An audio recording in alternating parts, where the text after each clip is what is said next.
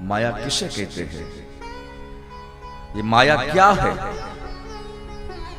ये जયારે लक्ष्मणे जયારે प्रश्न કર્યો ને ત્યારે ગોદાવરીના તટે આજ પ્રભુ બોલી ઉઠ્યા અને સાહેબ હિમાલય જેવડો પ્રશ્ન, હિમાલય જેવડો પ્રશ્ન, પણ હિમાલય જેવડા પ્રશ્નનો પ્રત્યુત્તર આજે રામજી માત્ર રાયના દાણામાં સમજાવી દીધું कि लक्ष्मण सुनो, माया और कुछ नहीं है। माया એટલે આ તારું અને આ મારું, આ એ જ માયા છે સાહેબ। જેના જીવનમાં ધ્યાન દેના, આ તારું અને આ મારું, ये तेरा और ये मेरा, આવું જેના જીવનમાં છે ને એને સમજી લેવાનું એના ઘરમાં માયા નામની સ્ત્રી બેસી ગઈ, આટલું યાદ રાખો। એમના ઘરમાં માયાનો પ્રવેશ થઈ ચૂક્યો છે। એટલે જ આપણા મહાપુરુષો જાગૃત કરવાનો પ્રયાસ કરે છે કે જીવન મળ્યું છે તો બહુ તારું મારું ન કરવું સાહેબ। આ બહુ મારું મારું થયું ને એટલે જ મહાભારત થઈ અને 1 લાખ શ્લોકોનો ગ્રંથ રચાઈ ગયો સાહેબ। અનેક સ્ત્રીઓ વિધવા થઈ ગઈ, અનેક બાળકો અનાથ થઈ ગયા છે।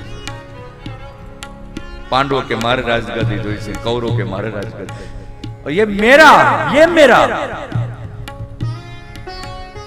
और बात भी सच है। आउ बहुत थाई ने એટલે શું થાય, બંધન આવે ને। યાદ રાખજો, મારું શબ્દનો પ્રયોગ કરવાથી બંધનનો પ્રારંભ થાય છે, સમજાય છે। તમે એમ કહો કે આ મારી પત્ની, શું શબ્દનો પ્રયોગ કરે છે, આ મારી પત્ની। પછી પત્નીના જીવનમાં દુઃખ આવે, દર્દ આવે એટલે પતિ દુખી થઈ જાય। એસા ક્યું?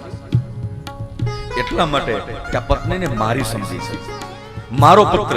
પછી પુત્રના જીવનમાં કાંઈ પણ સમસ્યા આવે, દર્દ આવે, દુઃખ આવે એટલે એ માં અને પિતા એ દુખી થઈ જાય, કારણ કે સંતાનને આપણે મારા સમજીએ છીએ। આ મારી બહેન, આ મારું પિતા, આ મારી માં, જ્યાં મારો શબ્દનો પ્રયોગ થાય છે યાદ રાખજો ત્યાં બંધનનો પ્રારંભ થઈ જાય છે અને પછી ત્યાંથી દર્દનો પ્રારંભ થાય છે, દુઃખનો જન્મ થાય છે। એટલે જ આપણા મહાપુરુષો સ્પષ્ટપણે ના કહે છે કે મારું શબ્દનો પ્રયોગ, આ કોઈને મારા ન સમજવા સાહેબ। તો આપણે પ્રશ્ન એવો થાય, તો આપણા નથી, આ માં તો આપણી છે, આ પિતા તો આપણો છે, આ દીકરી તો આપણી છે, આ દીકરો તો આપણો છે સાહેબ। આપણે એવું લાગે છે,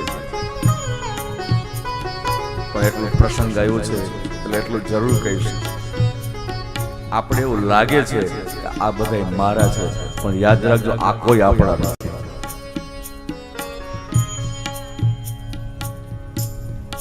આત્મા એ એકલો જ આવ્યો છે સાહેબ અને એકલો જ જવાનો છે। એકલા જ આવ્યા મનવા અને એકલા જવાના, સાથી બિના એ સંગી બિના એકલા જવાના। આત્માને યાદ રાખજો, કોઈ માં પણ નથી ને આત્માને કોઈ પિતા પણ નથી, આત્માને કોઈ પુત્ર પણ નથી અને આત્માને કોઈ પુત્રી પણ નથી, આત્માને કોઈ ભાઈ પણ નથી ને આત્માને કોઈ બહેન પણ નથી સાહેબ। कौन है आत्मा का परिजन, कौन है आत्मा का परिवार, कौन है, ये प्रश्न है। और इसका जवाब ढूंढने के लिए इस संसार में हमारा आपका प्रादुर्भाव हुआ।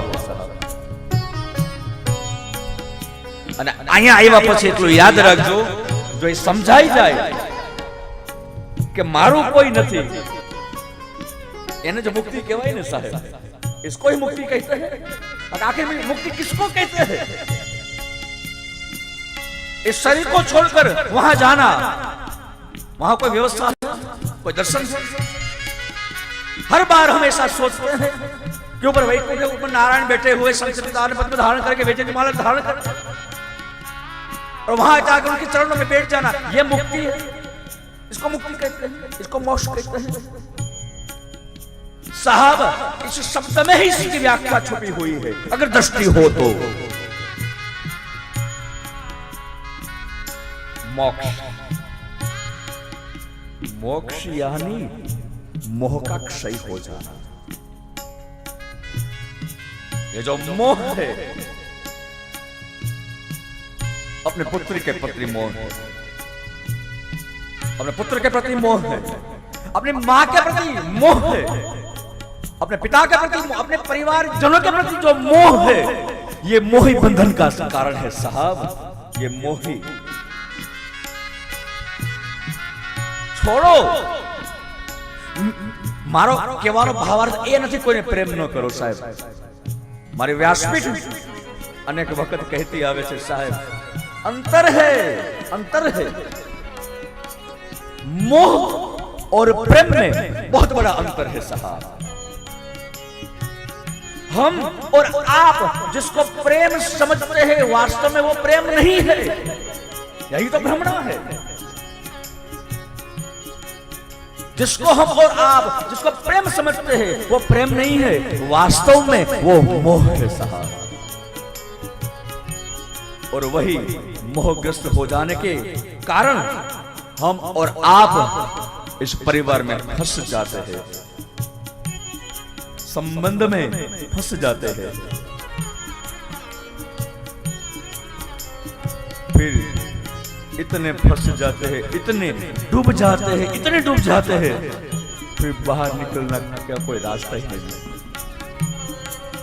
इसलिए हमारे भारतवर्ष के महापुरुष जागृत करते हैं कि ज्वाला जीवन મળ્યું છે તો જીવનમાં મોહ અને બહુ મારું મારું ન કરું સાહેબ। इसलिए आज गोदावरी के तट पर मेरे प्रभु रामचंद्र परमात्मा लक्ष्मण जी को कहते हैं, सुनिए।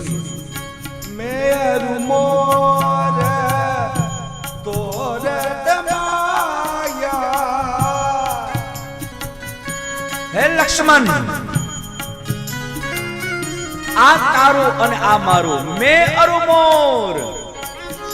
लक्ष्मण सुन, अगर तेरा प्रश्न ही है कि माया किसको कहते हैं तो सुनो। आ तारो आ मारो, मैं अरु मोर तोर दे माया। लक्ष्मण, और यही बस एक आजीवनी काया। लक्ष्मण, ये तेरा और ये मेरा जिसके जीवन में अगर आ गया तो वो समझ लेना कि उनके जीवन में माया का प्रवेश हो चुका है, हो चुका। અને પછી એમાંથી ઉગરવું કઠિન છે સાહેબ, એમાંથી બહાર નીકળવું કઠિન છે। बात भी सच है ना, जहां जाके सब माया ग्रस्त ही है, सब लोग माया के संसर्ग में फंसे हुए हैं। पर जारे मेरे कहने का तात्पर्य कि जब राम जी ने जब प्रत्युत्तर दिया कि लक्ष्मण, मैं और मोर तोड़ते माया, ऐसा करके जब प्रत्युत्तर दे दिया तो लक्ष्मण हम ध्रुजी उठा साहब, कंपारी चलती तो ये मैं तो ध्रुजवा અને પ્રભુના ચરણ પકડી લીધા। ઓહો, આ સારા અહીંયા પડ્યો છે સાહેબ। અને ત્યારે ધ્રુજતા ધ્રુજતા લક્ષ્મણે રામજીને એમ કીધું કે મોટા ભાઈ, તો હવે આમાંથી છૂટવા માટે શું કરું? अगर समझ लीजिए, अगर माया ग्रस्त हम और आप हो गए, संसर्ग में फंस गए, तो फिर इस माया के संसर्ग में से बाहर निकलने के लिए क्या करना होगा? અને જે પછી વાત કરી છે કે પ્રભુ બોલ્યા છે કે लक्ष्मण, अगर माया के संसर्ग में से बाहर निकलना है तो एक काम करो, माया को न पकड़ो, माया पति को पकड़ लो, माया पति को पकड़ लो। क्योंकि माया वो मायापति की दासी है साहब। ये संसार जो माया के संसर्ग में है, ध्यान देना मेरे भाई बहन, और ये स्वयं माया मायापति के संसर्ग में है। ये संसार माया के अधीन है, लेकिन ये स्वयं माया, याद रखिए, या कृष्ण के अधीन है साहब। ब्रह्म के अधीन है। इसलिए સમજાય છે ને, જ્યારે માયા સતાવે ને, જ્યારે બહુ આવું જીવનમાં થઈ જાય ને, આ મારું ને આ તારું ને આ મારું ને આવું તારું આવું બહુ વધી જાય ને, પછી કૃષ્ણનો શરણ પકડી લીધો સાહેબ। જો આમાંથી છૂટવું હોય તો કૃષ્ણનું શરણ પકડી લેજો। और जिसने कृष्ण शरण जो शरणागत हो गया, फिर कौन सा ये तेरा और ये मेरा है। પછી साहेब ए जीवात्मा ए हमेशा માટે મુક્ત થઈ જશે સાહેબ, મુક્ત થઈ જશે। બસ इसी को ही मुक्ति कहते हैं, इसी को ही मोक्ष कहते हैं।